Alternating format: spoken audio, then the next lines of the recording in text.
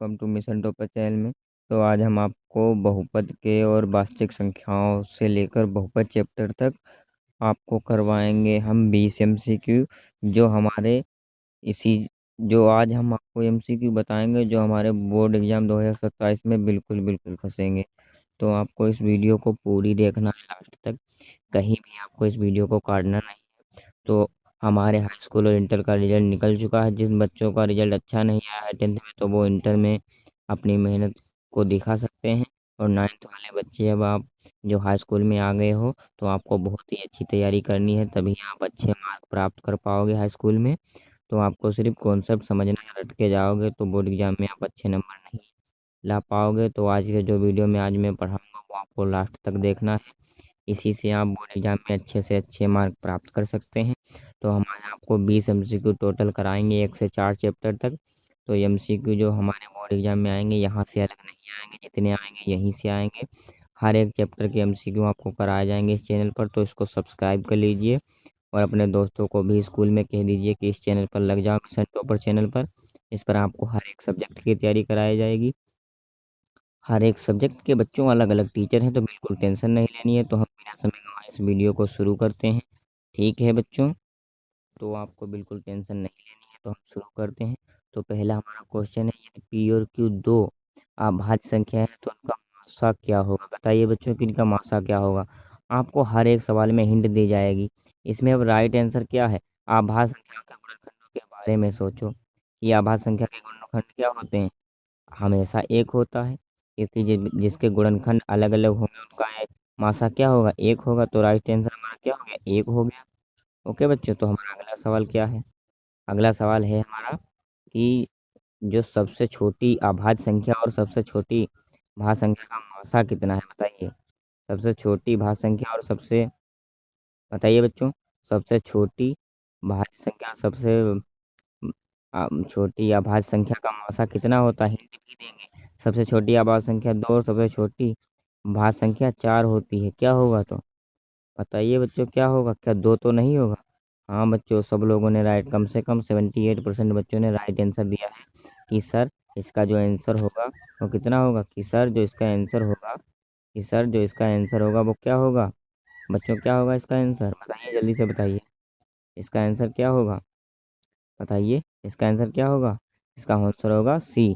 तो बहुत अच्छे हैं बच्चों, सब लोग अब अच्छे से अच्छा आंसर दे रहे हैं, तो आपको ऐसे ही तैयारी करनी है। तो हमारा अगला सवाल क्या है बच्चों, अगला सवाल है कि निम्नलिखित में से कौन सी अपरिमेय संख्या है। बताइए निम्नलिखित में से कौन सी अपरिमेय संख्या है कि जो 2.5 अंडर अपरिमेय संख्या कौन है जो पी बटे क्यू के रूप में ना लिखी जाए। कौन सी नहीं ले, देखो अंडर रूट 5 क्या निकल लिखी जा सकती, क्योंकि इसका कोई वर्गमूल तो क्या होगा 5 होगा, कि 5 एक पूर्ण वर्ग नहीं है, इसलिए इसका वर्गमूल 1 होगा। बिल्कुल ऐसे ही पढ़ना है, तभी आप अच्छे नंबर ला पाओगे बेटा। ओके, तो अगला क्या है कि पाई कैसी संख्या, बताइए। अच्छा पाई यानी इसका मान होता है 22/7। तो पाई कैसी संख्या है बताइए, पाई कैसी संख्या है बच्चों, बताइए जल्दी से, पाई कैसी संख्या है। बताइए पाई कैसी संख्या है। पाई अपरिमेय संख्या तो नहीं, हाँ बेटा, पाई का मान निश्चित नहीं है और इसका दशमलव कभी खत्म नहीं होता, यानी ये अशांत आवर्ती है। तो बच्चों इसका आंसर क्या होगा, बी। कम से कम 98% बच्चों ने इसका सही आंसर दिया है। सब लोग भाई पोल पे आंसर दीजिए, हर एक सवाल का आपको पोल दिया जा रहा है, उस पर तुरंत तुरंत, और जो समझ में ना आए तुरंत मुझे कमेंट में बताइए, हर एक चीज़ आपको बताई जाएगी बच्चों। तो अगला सवाल क्या है कि दो परिमेय संख्याओं के बीच कितनी परिमेय संख्या हो सकती है। बताइए अगर वो दो परिमेय संख्या है तो इनके बीच कितनी हो सकती है। लो हिंट लो इसकी, ये हिंट क्या है, संख्या रेखा की सघनता के बारे में सोचिए। यानी जो संख्या रेखा की सघनता होती है उसके बारे में आपको सोचना है कि उसमें कितनी परिमेय संख्या, क्या अनंत तो नहीं होगी। हाँ बेटा, क्योंकि अगर दो परिमेय संख्या है तो उनके बीच में जितनी संख्या होंगी वो क्या होंगी, परिमेय यानी अनंत होंगी, अनगिनत। तो कम से कम 78% बच्चों ने इसका क्या दिया, राइट आंसर दिया है। तो बेटा सबको आंसर देना है, पोल पे सबको आंसर देना है। कोई भी बच्चा बिना पोल पे आंसर दिए आंसर नहीं देगा। अगर नहीं आप पोल में दे पा रहे हो तो तुरंत उसको कमेंट में दीजिए, दीजिए दीजिए बेटा, हर एक लोग क्वेश्चन का आंसर दीजिए कि यह सवाल है 6 नंबर। 6 नंबर सवाल का आंसर क्या होगा कि द्विघात बहुपद एक्स स्क्वायर माइनस 3 के शून्य कितने होंगे? बताइए बच्चों, तुरंत तुरंत बताइए बच्चों, कितने होंगे इसके? बताइए बच्चों कि जो हमारा द्विघात बहुपद एक्स स्क्वायर माइनस 3 के शून्य क्या होंगे? तो इसके शून्य बहुत ईजी, अगर हम एक्स स्क्वायर माइनस 3 को बराबर के उधर भेजेंगे तो किस में हो जाएगा बेटा? किस में हो जाएगा? प्लस में हो जाएगा। प्लस में हो जाएगा, जब स्क्वायर को हम उधर भेजेंगे तो रूट लग जाएगा, और रूट के अंदर संख्या क्या होती है? प्लस माइनस में होती है। किस में होती है? प्लस माइनस, तो बी तो नहीं होगा। बिल्कुल राइट आंसर। देखो बिल्कुल सोल्व किया हुआ है, आपको बिल्कुल सोल्व किया, हर एक क्वेश्चन आंसर बताया जाएगा। बस आपको बहुत ध्यान से पढ़ना है कॉन्सेप्ट के साथ, ठीक है? देखो पूरा सोल्व है, इसको अपनी कॉपी पर भी लगाते चलिए बेटा, कोई भी आप क्वेश्चन आंसर छोड़ेंगे नहीं, ओके? हर एक सवाल को आपको लगाना है, कहीं भी मिस्टेक नहीं करनी है, ओके? तो हम अगले सवाल की ओर बढ़ते हैं, बिल्कुल समय बिना गंवाए। तो अगला हमारा क्वेश्चन क्या है? अगला क्वेश्चन है कि एक द्विघात बहुपद के शून्यकों की अधिकतम संख्या कितनी, यानी द्विघात बहुपद। तो द्विघात बहुपद में कितना निकल, द्वि यानी दो निकल रहा है। तो द्विघात बहुपद, द्विघात बहुपद, द्विघात बहुपद में कितनी होती है? बताइए, जल्दी बताइए। द्विघात बहुपद यानी दो, कितना निकला? दो। तो हमारी बहुपद की जितनी घात होंगी उतनी बहुपद ही शून्य को। देखो हर एक चीज मैंने आपको हिंदी में समझाई है, हर एक आंसर के नीचे। तो आपको बिल्कुल ऐसे ही पढ़ना है कि किसी बहुपद की जितनी घात होती है उनके अधिकतम उतने ही शून्य हो सकते हैं। तो बिल्कुल ऐसे ही बच्चों आपको पढ़ना है, कोई भी मिस्टेक नहीं करनी है। हर एक सवाल का आंसर आपको बताया जा रहा है, तो ध्यान से सुनना है और ध्यान से आंसर दीजिए हर एक सवाल का, ओके? तो हम अगले सवाल की ओर बेटा बढ़ते हैं, आपको हर एक सवाल का आंसर दे। तो अगला हमारा सवाल है कि यदि बहुपद x square minus 2x plus 5 के शून्य का अल्फा और बीटा हो तो अल्फा प्लस बीटा का मान क्या है? बताइए। अल्फा प्लस, देखो इसमें अल्फा और बीटा है, यानी इसके दो शून्य हैं जो अल्फा बीटा हैं, ठीक है? तो इसके लिए आपको मैंने पढ़ाया भी है, तो आप लोग अगर उस चैप्टर को, बहुपद को ध्यान से पढ़ा है, द्विघात बहुपद को, तो आप इसका आंसर बता सकते हो। ये क्या है? मूलों का गुणनफल है, और मूलों का गुणनफल क्या होता है? माइनस बी बटा है। तो माइनस बी हमारा क्या है? -2 है, -2 है। और हमारा क्या है? तो अब -2 है तो माइनस माइनस क्या हो जाएगा? प्लस हो जाएगा। क्या हो जाएगा? देखो बच्चे गलत आंसर दे रहे हैं इसका, बेटा ध्यान से पढ़ना है तभी आपको आंसर देना है, ऐसे नहीं देना है। सूत्र में एक ऋण चिन्ह पहले से होता है, क्योंकि यह धनात्मक हो जाएगा, क्योंकि माइनस माइनस होता है प्लस। देखो पूरा आंसर शून्य को क्या क्या होता है? माइनस बी बटा ए होता है। यहाँ देखो माइनस माइनस प्लस हो जाएगा बटा ए, क्योंकि एक्स स्क्वायर के पास कुछ नहीं है तो हम क्या मानेंगे? एक मानेंगे। तो दो हो गया। तो आपको क्या, देखो बिल्कुल हमने आपको सोल्व करके आंसर बताया, तो आपको सोच समझ के हर एक सवाल का आंसर देना है, आपको ऐसे एक भी आंसर नहीं देना, ठीक है? तो हम अगले सवाल की ओर बढ़ते हैं। हमारा अगला सवाल है कि रेखिक बहुपद, क्या बेटा? कि जो हमारा रेखिक बहुपद है की घात कितनी होती है? बताइए, रेखिक बहुपद की घात कितनी होती है? सभी बच्चे बताएंगे कि रेखिक बहुपद की घात कितनी होती है।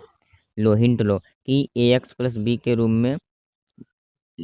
वाले बहुपद को देखें, जो ए एक्स प्लस बी के रूप में होता उसको देखें। क्या जीरो तो नहीं होती?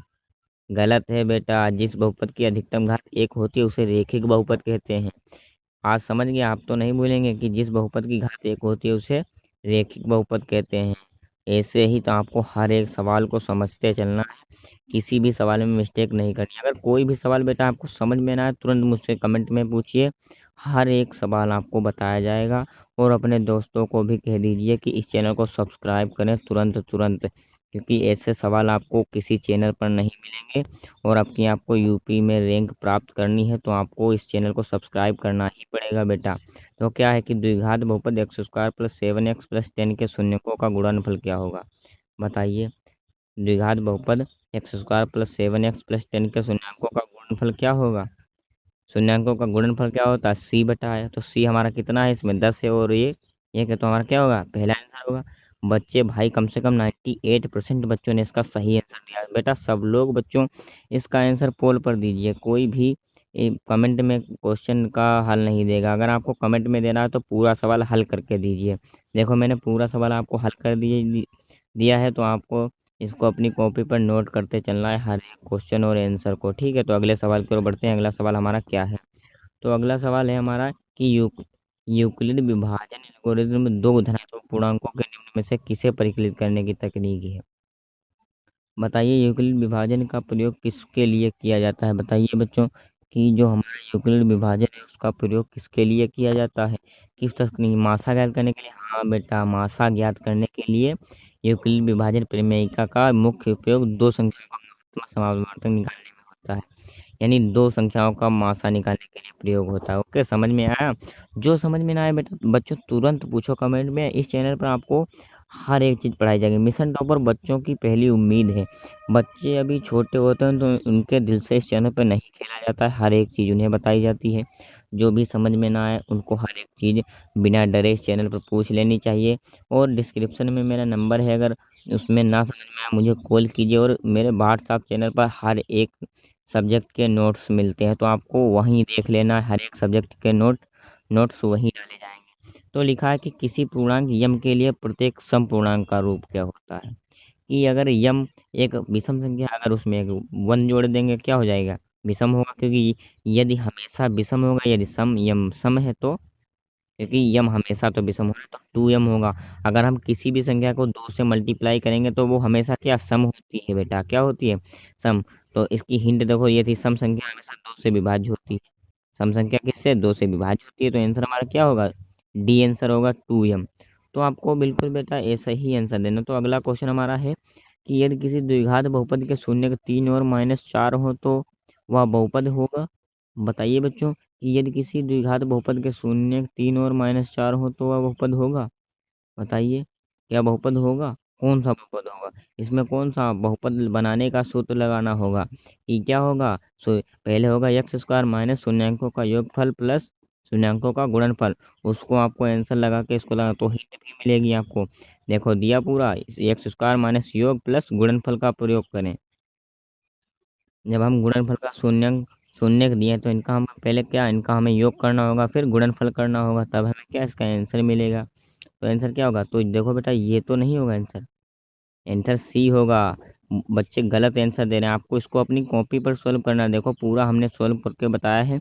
अगर कहीं पर समझ में ना आए तुरंत पूछे कि x square plus x minus 12 होगा बेटा इसका आंसर। तो सही सही आंसर देना है पोल पर, आपको कोई भी गलत आंसर नहीं देना है बेटा। ओके, तो हमारा अगला सवाल क्या है कि बहुपद by cube minus 2y² minus under 3y plus 1/2 की घात क्या होगी बेटा, बताइए जल्दी से बताइए। इसकी घात क्या है, बताइए घात क्या है, क्या 3 इसकी घात है। हाँ बेटा, क्योंकि बहुपद में चर की सबसे बड़ी घात ही बहुपद की घात कहलाती है।